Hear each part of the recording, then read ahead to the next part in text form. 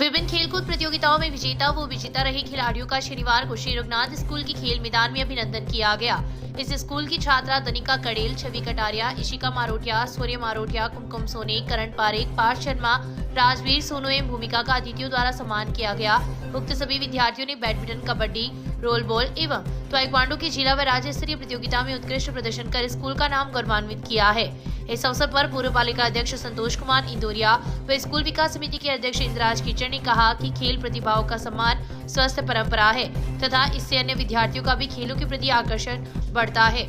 इस मौके पर स्कूल के सीईओ रोशन भारद्वाज, सोना शर्मा ने आगंतुक अतिथियों का आभार प्रकट किया। कार्यक्रम का संचालन पप्पू सुंडा ने किया। हनुमान पार्क के पास स्थित सैनी अतिथि भवन में रविवार को सैनी समाज स्थानीय इकाई एवं जयपुर के निजी अस्पताल के तत्वाधान में घुटना दर्द एवं हड्डी रोग जांच व परामर्श शिविर का आयोजन हुआ। महात्मा ज्योतिबा फुले की 132वीं पुण्यतिथि पर श्रीमती विमला देवी पत्नी दुर्गा प्रसाद गोल्ड के सौजन्य से लगे निःशुल्क शिविर में 250 मरीज लाभान्वित हुए। शिविर के उद्घाटन सत्र को संबोधित करते हुए विधायक अविनेश महर्षि ने कहा कि पीड़ित मानव की सेवा पुण्य का कार्य है। चुरू सभापति पायल सैनी ने कहा कि महात्मा ज्योतिबा फुले ने समाज के उत्थान के लिए अपना जीवन न्यौछावर कर दिया। उद्घाटन सत्र को कांग्रेस नेता हेमंत सारस्वत, समाज के जिला अध्यक्ष डूंगरमल सैनी, जिला उपाध्यक्ष दीनदयाल भाटी, जिला मंत्री जयंत परिहार, रतंगर सैनी, समाज कर्मचारी व अधिकारी सेवा संस्थान के अध्यक्ष नंदकिशोर गढ़वाल, डॉक्टर हिमांशु कुमार, अरुण कुमार ने भी संबोधित किया। सैनी समाज संरक्षक ओम प्रकाश टाक ने महात्मा ज्योतिबा फुले दंपति के जीवन पर प्रकाश डाला। इस मौके पर चूरू जिला सैनी समाज की स्थायी इकाई अध्यक्ष महेश गौड़, संरक्षक मदनलाल कम्मा, रूबी महर्षि, गौरीशंकर खडोलिया, हीरालाल खडोलिया, तिलोक कम्मा, पार्षद समर सैनी, पुरुषोत्तम इंदौरिया, ममता गौड़, सोनू सैनी, एडवोकेट महेंद्र सैनी, शिवम सुईवाल, सुनील कम्मा सहित काफी संख्या में समाज के लोग उपस्थित थे। कार्यक्रम का संचालन परमेश्वर लाल गौड़ ने किया।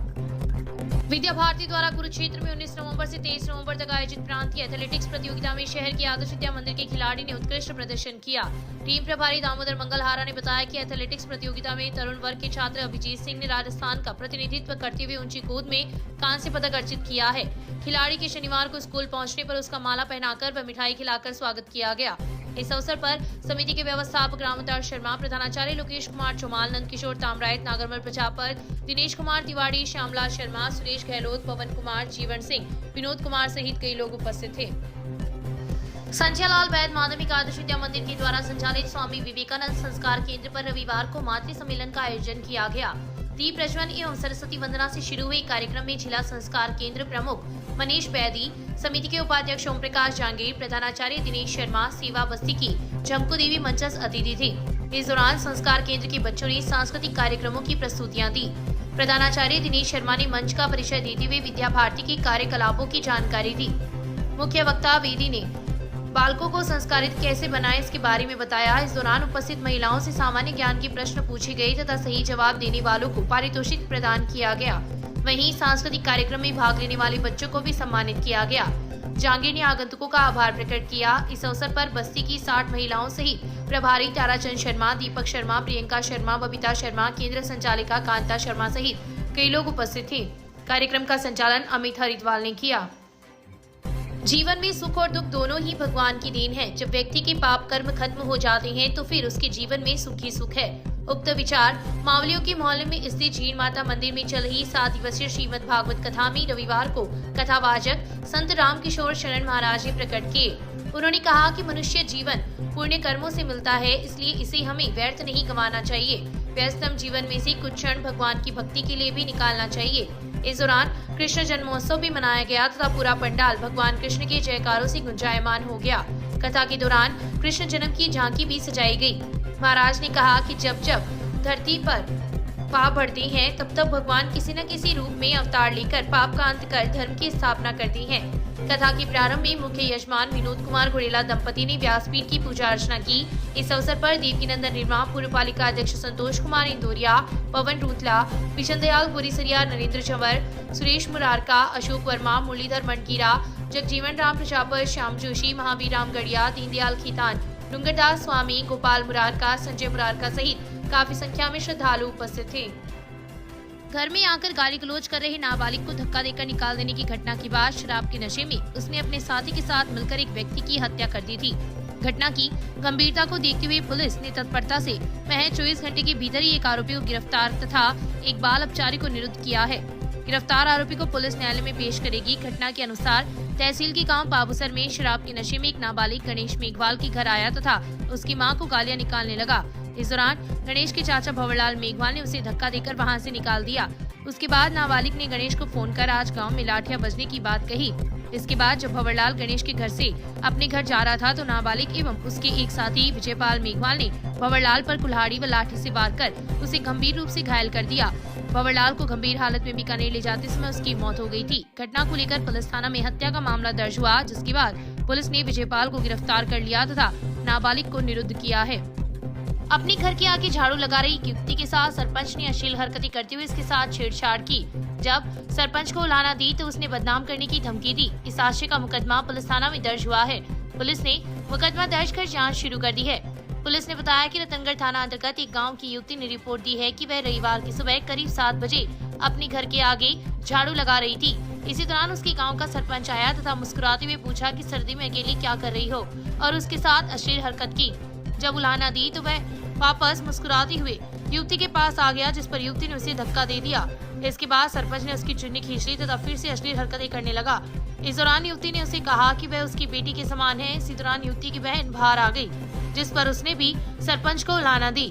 इस दौरान सरपंच ने अपनी राजनीतिक पहुंच की धौंस दिखाते हुए बदनाम करने की धमकी दी। पुलिस ने युवती की रिपोर्ट पर मुकदमा दर्ज कर जाँच शुरू कर दी है। कुसुमदेसर से 3 बकरियां चोरी कर भाग रहे थे आरोपी। बकरियों की चोरी कर लग्जरी कार से भाग रहे 3 चोरों ने पुलिस की काफी देर तक परेड करवाई और उसके बाद एक कार से उनकी कार टकरा गई, जिसके बाद कार के परखच्चे उड़ गए। टक्कर के बाद भी तीनों चोर पुलिस से बचने के लिए पैदल ही भागने लगे, लेकिन पुलिस ने सजगता दिखाते हुए तीनों को गिरफ्तार कर लिया तथा बकरियां एवं कार को जब्त कर लिया है। पुलिस आरोपियों की अन्य आपराधिक रिकॉर्ड भी खंगाल रही है। वहीं रविवार को गांव कादिया के कुछ लोग भी पुलिस थाना पहुंचे तथा वहां से भी बकरियां चुराने का आरोप इन चोरों पर लगाया है। मामले के अनुसार तहसील के गांव कुसुमदेसर निवासी रेखाराम जाट ने पुलिस को दी रिपोर्ट में कहा कि उसके खेत में 3 बकरियां व 2 बकरे थे तथा खेत की तारबंदी की हुई थी। इस दौरान सालासर की तरफ से एक सफेद कार आई, जिन्होंने उसके खेत के पास कार को रोका। कार में सवार 3 युवक उसके मवेशियों के पास पहुंचे और कार में डालने लगे, जिस पर वह चिल्लाया। इसी दौरान गांव का राकेश जाट वहां आ गया तथा उनकी कार को रोकने का प्रयास किया, लेकिन तीनों वहां से फरार हो गए। घटना की सूचना पुलिस को दी, जिस पर पुलिस ने भी उनका काफी देर तक पीछा किया, लेकिन ये लोग काफी देर तक पुलिस को अपने पीछे दौड़ाते रहे। इसी दौरान लोजफाटा के पास उनकी कार की एक अन्य कार से टक्कर हो गई। घटना के बाद कार के परखच्चे उड़ गए तथा पलटी खा गई। घटना के बाद आरोपी पैदल ही भागने लगे, लेकिन पुलिस ने सजगता दिखाते हुए तीनों को पकड़ लिया। हादसे में एक युवक की गंभीर चोट आई है, जिसे रतनगढ़ के जिला अस्पताल से चूरू रेफर कर दिया। पुलिस ने आरोपियों को रविवार को मजिस्ट्रेट के समक्ष पेश किया, जहां से तीनों को पुलिस रिमांड पर भेजा गया है। पुलिस ने बताया कि गिरफ्तार किए गए आरोपियों में कोटा निवासी 28 वर्षीय सदीक, 28 वर्षीय आफ्ताब एवं 31 वर्षीय जाफर कुरैशी शामिल है।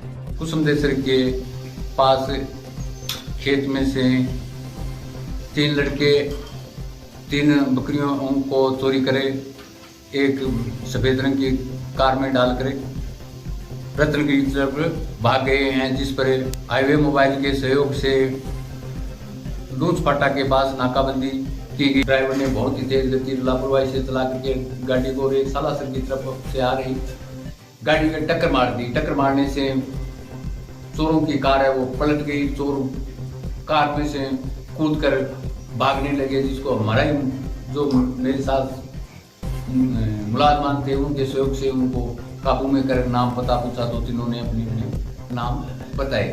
और मैं फिर गाड़ी को देखा तो गाड़ी में एक बकरा 2 बकरियां मिली, जिसमें से एक बकरी की मृत्यु हो चुकी थी।